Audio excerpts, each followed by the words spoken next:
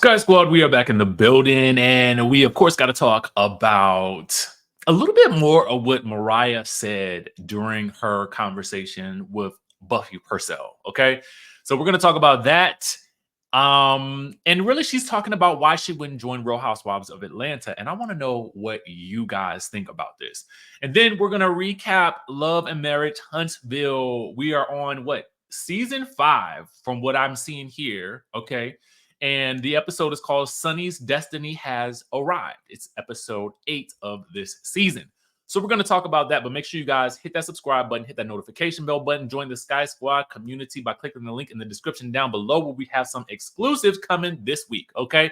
Now, with that being said, let's go ahead and get into the thing, okay? So here's a bit more context of the conversation that Mariah was having with Buffy, and I find this to be very, very interesting.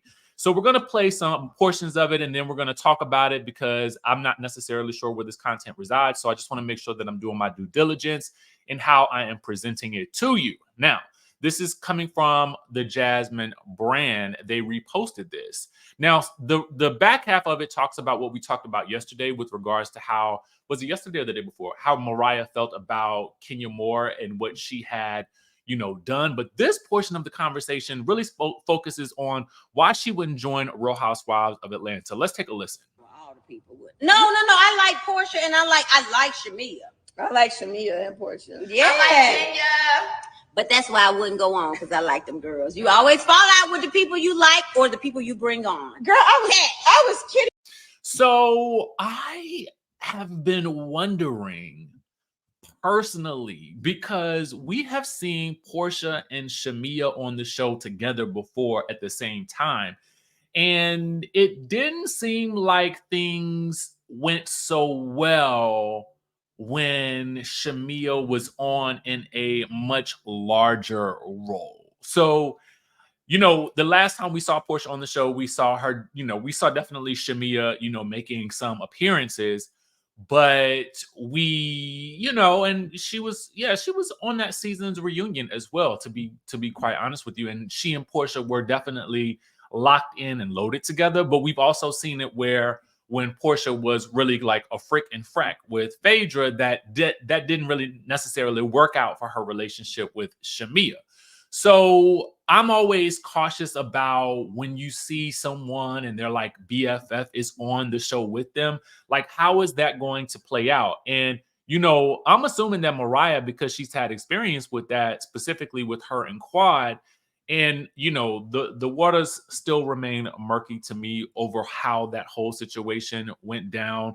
But at the end of the day, I think that there's some merit to what Mariah is saying here. I'm gonna give y'all now. That's what, y'all know that was a joke, right? Listen, for real. If you're on a I'm gonna teach on that. So if you're on a reality show, understand this: don't bring your best friend on, don't bring your sister on, don't bring your cousin on, don't bring your husband on unless you got a good marriage like we. So I want to start there. She talks about not bringing somebody that you're close to on, and it is because typically when we see this happen, those relationships fall out. It just seems like it never fails. Unless, now this is something I think that is a good thing and it could be a bad thing. When you have someone like a Giselle and a Robin. Now, the benefit of them is that they were able to really have conversations together, and it seemed like they were very honest conversations at times.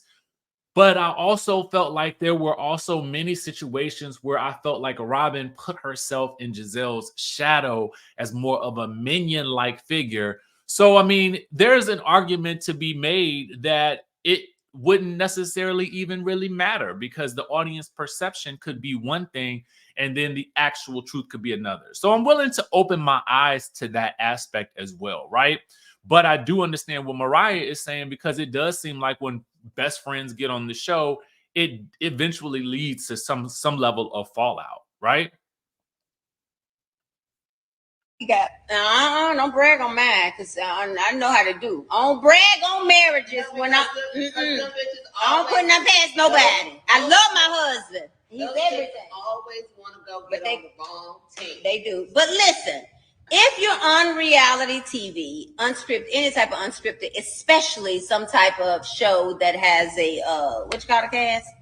Ensemble. So I feel what she's saying right here. Ensemble. I let y'all say the word. I don't like to say it anymore. Yeah, I have actually All right, y'all. retired. I pinned Mariah's page again. But listen, if you ever on an ensemble cast, don't bring your friends on. It's so messed up to say, but they bring your friends on so they can be the ones that boss up and go against you and take you down.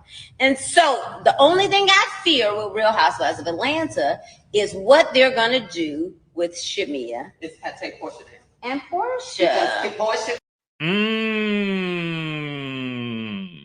And there we have it. Some of the same fears that I have been having myself about what's going to happen with that relationship and how that is going to play out. Now, I do think it's also safe and fair to state that Married to Medicine and Real Housewives of Atlanta are two different shows filmed, completely, in their own little microcosms. So the way they're shot and filmed could be very, very different. So those experiences could be very, very different. But I want to know what you think. Do you guys have that same fear for Porsha and Shamea that I have? Hopefully they can weather this whole thing. And I was about to say that hopefully this season of Atlanta is not so much steeped in I'm going to get you and I'm going to get you, and more funny, haha, let's have a good time. Let's turn up and let's, give some good old Atlanta vibes. You know what I'm saying? We like the drama, but even as I'm stating that, I feel like we already off on the wrong foot based on what's going on with the allegations with Kenya Moore and the Brit Edie of it all and all of that good stuff. So I don't really know how things are going to shake out. But that should be interesting and an interesting dynamic to watch. And I understand what Mariah is saying about, we could, just because we've seen it so many times before. All right, so let's talk about Love and Marriage Huntsville. So the episode is titled Sunny's Destiny Has Arrived. Now, much of this episode is steeped in confrontation. We not only have the sort of ending of the Melody and Marceau confrontation, but we also have, Sunny confronting Destiny, which was also very interesting to me as well. So we're going to talk about the episode in general. Overall, I would give this episode a 9. I felt like everybody was addressing things head on. I felt like, it was interesting sort of to see, Stormy's position within the group. My general sense is that Stormy is acting sort of as, let me try to be the bridge to bring everybody together in some way, shape, or form. And I think that every cast needs someone who can do that. But will it work? Ultimately, I always think that person who is in that space often finds themselves also in the center of the controversy and the drama later on. I think the best of intentions are usually there, or at least that's the theory. But ultimately, I've always in reality TV found that does not work for very long. So hopefully we can see something different here, because what you can tell is that this cast, specifically the OGs, I think are really trying their hardest to make some type of different decisions than maybe what they've made in previous earlier seasons, which would hopefully yield healthier relationships and healthier outcomes. But I do think that there is something to be said for, the outside influences that may, or not influences, but outside forces oftentimes have an impact on the people on the show, right? So from Melody's perspective, from Marceau's perspective, he feels like, and this is a through line through the episode, to be very honest with you, because Letitia sort of echoes this sentiment, but I think it was positioned for Marceau in a way that he could possibly understand it. And it kind of resulted in a bit of a stalemate between he and Melody, wherein, their argument first starts off about, him and this hashtag free Martell, which she was, Melody was really kind of like thrown by, especially reading the text message in the way that she did. She already had an issue with him and was confronting that issue, but now it's turned into a completely separate issue. With regards to Martell and what they're arguing about, we already know. I don't really feel like going any deeper into it because I just kind of feel like there's really no point at this juncture. Ain't nothing gonna change. It is what it is, and this is the show that this is what we're dealt with. Okay, so I'm gonna have to keep it pushing. So ultimately, Melody is like, how is it that you can be supportive of someone who has done something like that? And, with Marceau, I guess his stance initially was, I'm trying to stay out of it, but you're not really staying out of it if you're saying free Martell. So I don't know. But somehow that conversation turns into, well, the millimeters. And then she throws it back at him, well, your mama. Okay. So what is happening here is Marceau's position is that the millimeters, I guess, are running amok from what he is saying, right? And she's like, how can I control a group of people, but you can't even control your mother-in-law, okay? Who is one person. And I thought that was an interesting dynamic there, that it was kind of like, how much of a factor do the fans play as well as family members play for the action that happens on this show? I don't really think I've ever seen a show where so much of what's happening also is regarding the things that people say online about the cast and each other. And it's not really what the cast is saying about each other. It's really about what outside forces or factors are saying about the cast and each other, that is also now creating so much tension and drama, right? So I think that that's an interesting aspect of this show that I don't really see with other shows outside of maybe Real Housewives of New Jersey.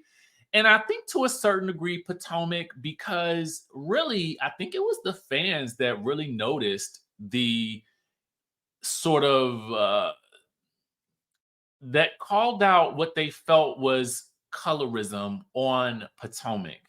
So I guess what we're starting to see now is how the fan reaction and even family members' reactions are really playing out on the show and how much that is driving the story. And again, it's fascinating because it really does begin to blur the lines between the reality TV and then reality of what's happening in the online space. So that's interesting.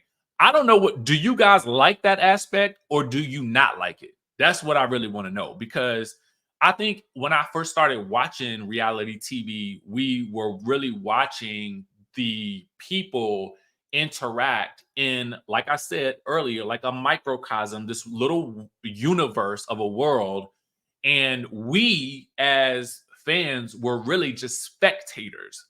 But now it feels like we as fans, and I put myself in there because I'm a fan of the shows, we almost are the driving force for some of the stories that are happening. Case in point, when we talk about Stormy later. And I want to ask you guys this question. Do you like that aspect of where we are with reality TV in this day and age? Because, of course, like most things, it evolves, right? It evolved from what it used to be. I just go back to my days of watching Real Housewives of Atlanta, back when Nene was yelling $10,000, Dwight, to now sort of seeing like how much of, what the online space says or does affects what happens on the show. Just an interesting little dynamic that I've seen going on. So anyway, y'all tell me who you feel like is right or wrong in that situation, because does it affect your enjoyment of the show? Let me know. All right, so that conversation with Mel and Marceau does not end well, and Mel, they really end on a stalemate. You can't control your mama. I can't control my fans. Period. She walks out. Marceau feels like she is running from the truth. The next scene we see is a conversation between Stormy and Destiny. Really, it kind of seemed like a little catch-up session, but I also found it interesting that yet again, Stormy is sort of like this bridge bringing the cast together, whether they like it or not. Okay. And if you don't like it, you don't come. Okay. As we saw with Melody last week, she said, I ain't coming if he coming.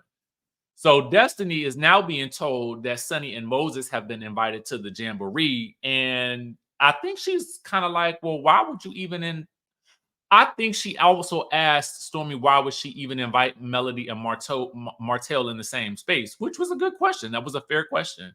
Because in my mind, I was thinking the same thing too. But then I also think about the mechanics of how reality TV works. And somebody has got to be that person to try to bring the cast together. This is just what I know. This is just what we all know. This is what we've been seeing over the course of reality TV for like as long as we've been watching these ensemble shows, right? As Mariah says, ensemble. Okay. Somebody's going to be a person try to get everybody together. Now, again, we question whether or not you should do that or you should not do that. Because Miss Nell was like, I'm inviting you, but not you. Okay. So it seems like Stormy's approach is a bit different. In that same spirit, she tells Destiny, girlfriend, I'm inviting Sunny and Moses to the Jamboree as well. Can you handle it? Can you keep up? And Destiny's like, oh, well, all right then. Okay, girl. So the next thing we see is Marceau and Letitia, and they're at Scolt. Hey, Miss MJ. I was like, where has Miss MJ been? Y'all should have hired Miss MJ. Miss MJ is a good-looking mama jamma. That's all I'm gonna say about that. Okay. And where's she at? What her story on the show? Okay, bring her on. Okay, because y'all don't seem to like Latricia. y'all don't seem to like Latricia. Y'all seem to like Ken though. Okay. Anyway, I think people don't like Latricia because she kind of talk with a tight mouth. Okay, she kind of it does, like and I don't want to talk about the way nobody looking nothing like that because I think she's a beautiful woman. But I think that the comments that I'm seeing, y'all all feel like she be talking through her teeth, like kind of clenched teeth, like like this. You know what I'm saying? Like But other than that, she's I think she's cool. But I also think that MJ girl would have been a good addition too. Okay. Because she got and that's just based on how the woman look and how her personality just seemed so effervescent. I was like, I like this energy she bringing. I actually almost forgot what else was going on in the scene, to be honest with you. Martell and Melody, Lord have mercy.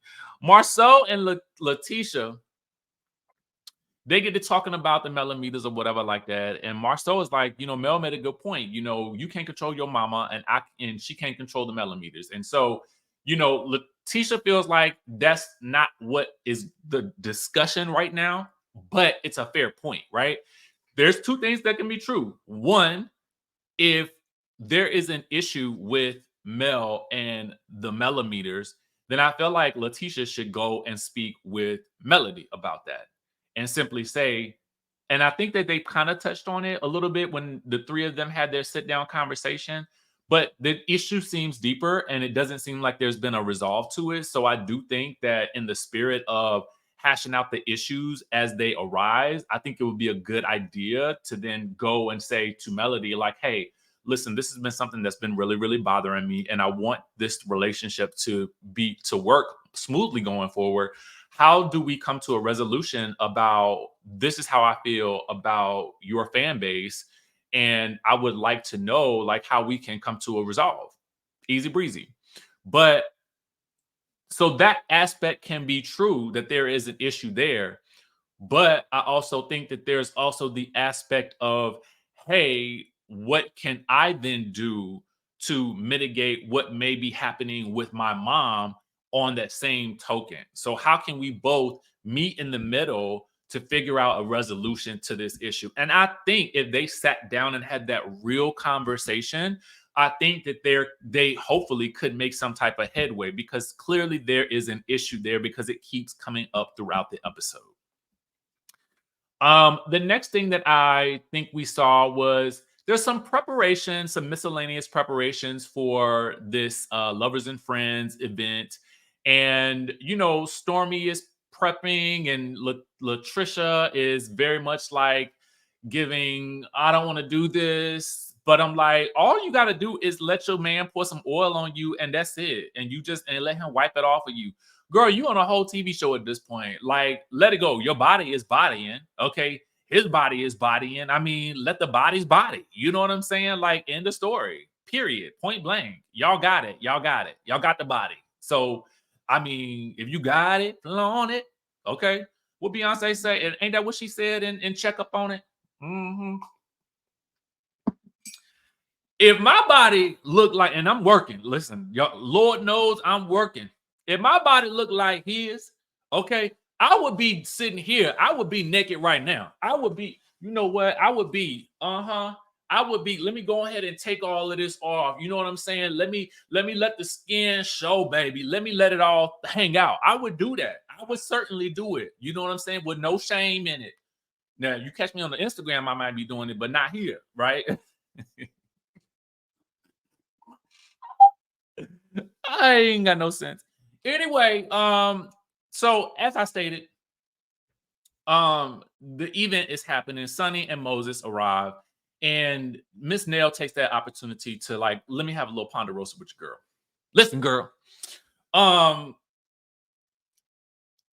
Miss Nell is asking Sunny all the right questions, to be quite honest with you. I kind of feel like, girl, what I want to know is, had you ever been out with Destiny and Sunny? I mean, Destiny and Moses, you know, hanging out together? And the answer to that question was yes. Okay.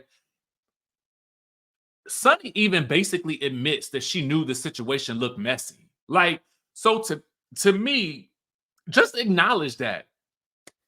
I know it looked messy, but I found love in a hopeless place, and let it go. I mean, at the end of the day, I feel like I don't understand why you are more angry at Destiny than she seems to be with you.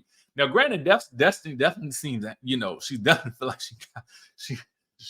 she ain't too happy about the situation. But what I'm saying is, if you got the prize, then why are you running around calling her a side chick when you ended up with the man who, if you calling her a side chick, what does that make you? That is what is so crazy to me, because I don't understand it. Like, you mad because she went on a podcast.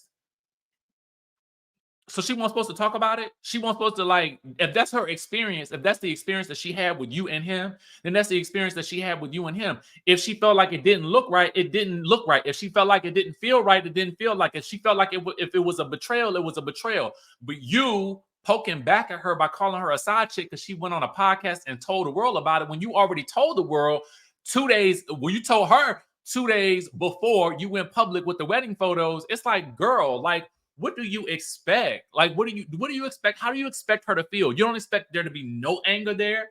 And then you want to come on the show that she's on, that you used to be a producer for. To me, in my mind, now I'm floating into the Destiny, and I will give Sunny one bit of grace in this situation. I did like that she talked to Stormy and said, hey, I would like to have a conversation with Destiny. Is that okay with you? I did rock with that, because I was kind of like, you know what? At least she had some respect for the event. But as a producer, well, never mind.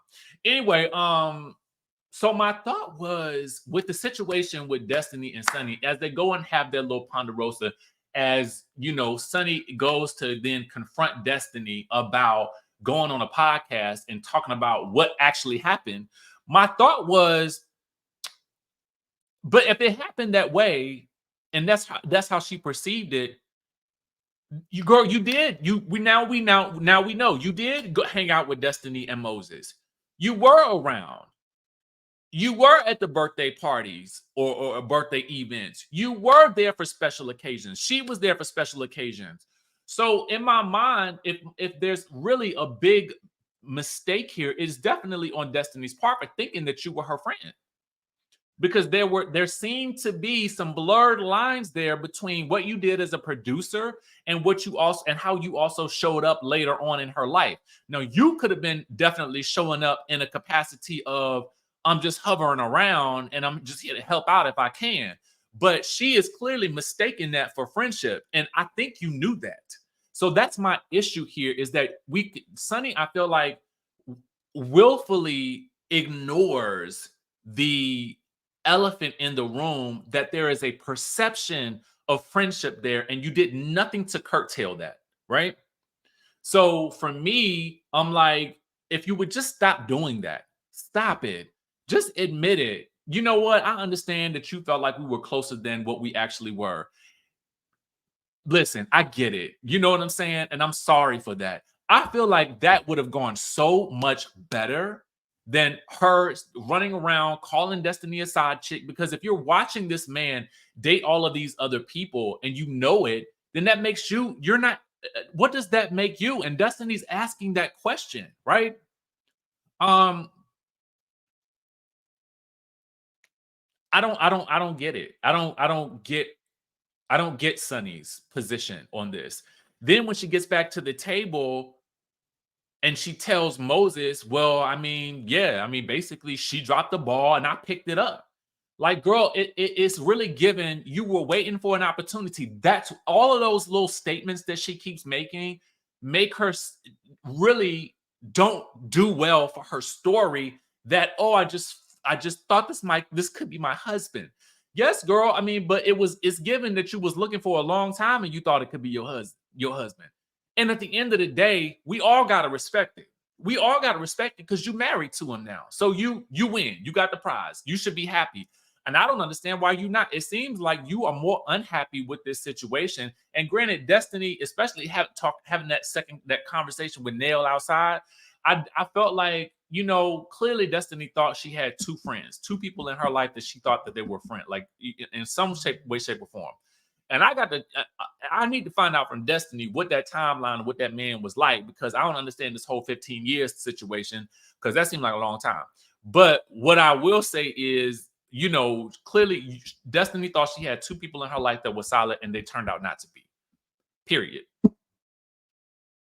And I feel like Sunny should just say, you know what, I'm sorry that it worked out like this. I really do love him, and this is really where I want to be. And I know how it looks, and I really wish that there was another way that this all could have worked out.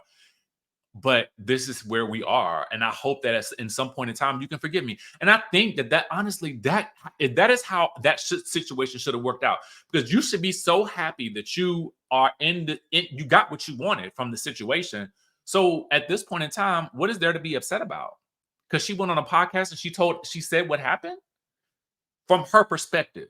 The only thing you could do is tell what happened from your perspective.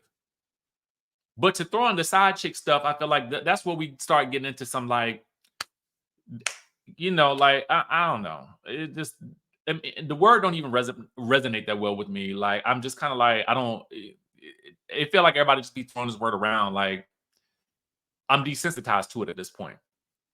So anyway, the last scene that we get is Stormy, and she, you know, is being told by Courtney basically that she has a warrant out for her arrest because of harassing communications, which we hear this term again.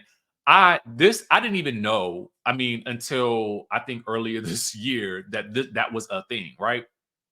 But now that I know what it is, I need to understand how it works in the situation with Stormy and whomever was coming to her warehouse. I don't know how that worked. I had to be educated on how it worked in the situation where it was a DV situation. I don't know how it works when it seems to be more of a civil situation. I'm assuming that's what it is because I'm not an attorney. So I don't have the answers to that. I don't really understand it. What I will say is this.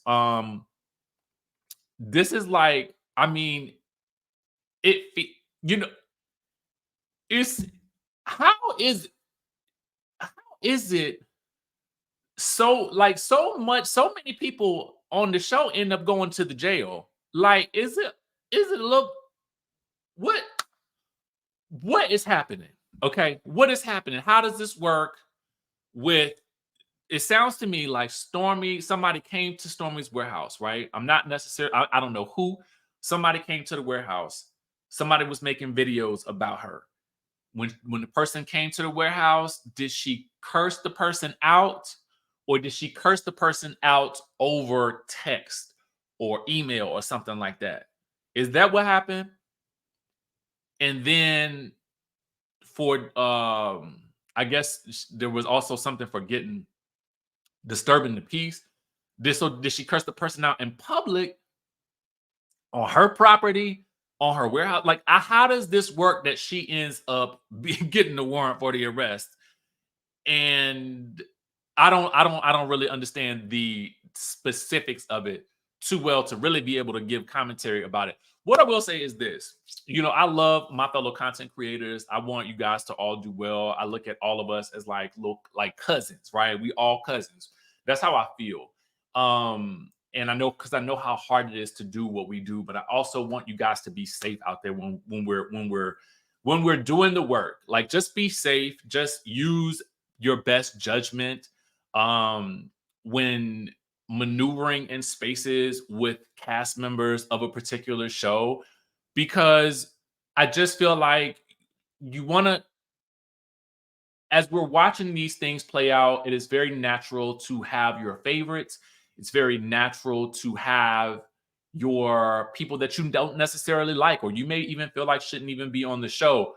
But I also think that there is a space where you can observe what's happening, provide commentary on it, but don't absorb it. And so this way, you never find yourself in a situation where you feel like you're in danger from either the cast member or someone associated with the show. And then that person doesn't feel like they're in any danger as well, because we just want to create a space where we can still watch these shows and be entertained and have shows on the air. Because what then happens is you don't want to create a situation where it becomes difficult for the show to be good anymore, because people are too afraid to be themselves on camera and to react how they would normally react, even though we know there's a lot of things set up, for the purpose of providing us with a show. We just want to make sure that as viewers, like, that we maintain a safe distance from what is happening on the show. And that is the best way that I have found to keep a healthy relationship with reality TV, because otherwise you just don't want to get too caught up in anything, right? Because at the end of the day, you have to go to bed by yourself, or, with whoever you're going to bed with. But the show is there for the entertainment purposes. And I think that if we continue to try to look at it that way, then we can all have a bit of a better relationship with these shows. I don't know if that's the answer or not, but that's the approach that I'm trying to take at this point in time. So y'all, listen, just be safe out there.